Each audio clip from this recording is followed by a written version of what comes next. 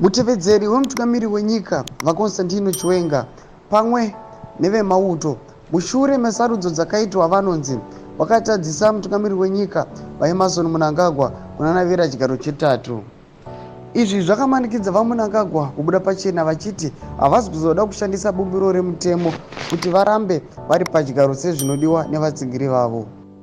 VaMnangagwa vakasiya mauto musarudzo dzegore rapera vakashandisa boka rinoona nezvekuchengetedzwa kwenyika neCentral Intelligence Organization CIO rinotungamirwa neForever Association Zimbabwe FAS kukunda musarudzo vachityira kuvhiringwa nevanhu mukati.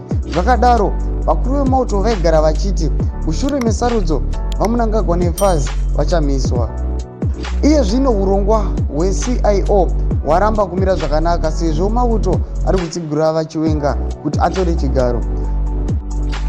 VaChiwenga nguva pfupi yadarika vakakurudzira kugadzwa kwechiuto kunosanganisira sawiro wavo wepedyo Lieutenant General Asilam Sanyatwe semukuru weZimbabwe National Army.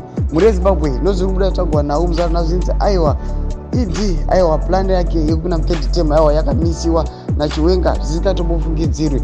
Ndo pari kuonekwa kuti aiwa pamaelections aitika mugore rakapera Mnangagwa haazomboda kushandisa army akabva ashandisa vanhu veCIO kuti vaite kuti apinde pachigaro, asi vakabva muti nyanga wakapinda pachigaro asi 30 term hausi kuluma. Ndo zvazoita kuti Mnangagwa asashandisa mutemo bvati aiwa inini hangu hanchadi kuvhaileta mutemo, rega ndingomira temu yangu ndingorova 2 terms idzi. Muri yeZimbabwe tudze mafungiro enyu ine comment section medu, musangano subscribe or like, turn on the bell icon.